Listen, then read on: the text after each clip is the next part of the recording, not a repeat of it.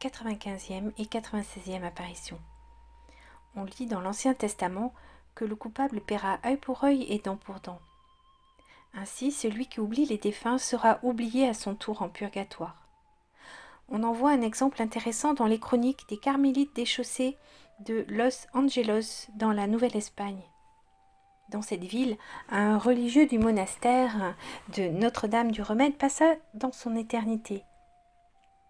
Si pieux qu'il eût été, il avait besoin cependant de prières, et comme on n'en offrit pas pour lui, il dut souffrir plusieurs années en purgatoire.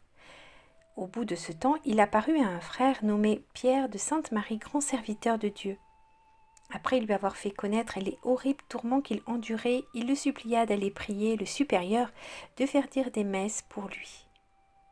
Le supérieur, frère Dominique de la Mère de Dieu, pensant que le frère Pierre s'était fait illusion, ne fit pas dire de messe, bien que, dans le doute, il eût dû être assez charitable pour les faire célébrer. Quelques jours après, l'âme réparait. Elle dépeint ses tortures avec plus de tristesse au bon frère Pierre, le pressant d'aller de nouveau implorer la piété du supérieur. Celui-ci crut cette fois à l'apparition. Plusieurs religieux, par son ordre, célébrèrent la messe pour le défunt.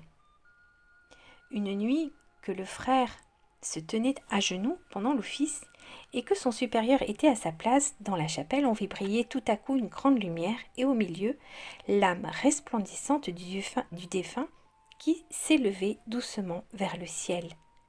Avant de disparaître, elle se retourna joyeuse d'abord vers le frère, puis du côté du supérieur et des religieux qui avaient dit des messes pour elle et leur fit un signe de profonde gratitude. Toutefois, le père Dominique de la Mère de Dieu, pour ne pas avoir voulu écouter la première demande, paya œil pour œil et dent pour dent, et voici comment. Il fut envoyé dans un autre couvent où il mourut après plusieurs années. Sa vie avait toujours été celle d'un bon religieux, mais en cette vie, les imperfections salissent nos cœurs, comme la poussière nos habits. Il fut donc lui aussi condamné au purgatoire. Après avoir souffert quelque temps, Dieu lui permit de venir réclamer les secours d'ici-bas. Il se fit voir à un frère converse appelé Jean de Saint-Antoine au moment où il coupait du bois dans la forêt.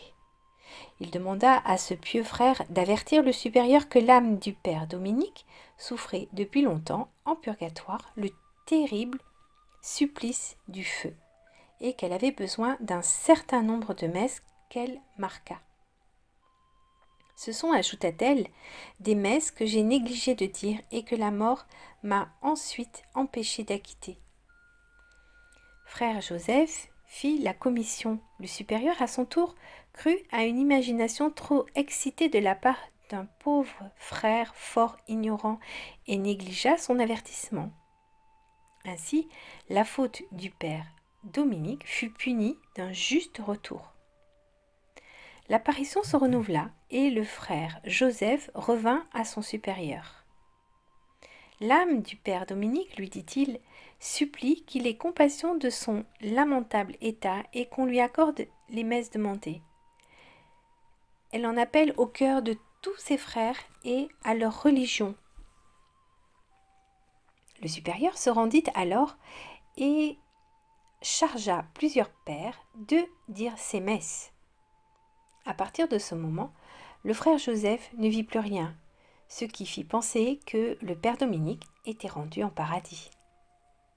Ne négligeons pas d'acquitter nos promesses envers Dieu ou les défunts, car nous pourrions les oublier et le payer cher après la mort. De plus, si nous abandonnons les âmes du purgatoire à leur tourment, nous serons à notre tour abandonnés aux nôtres.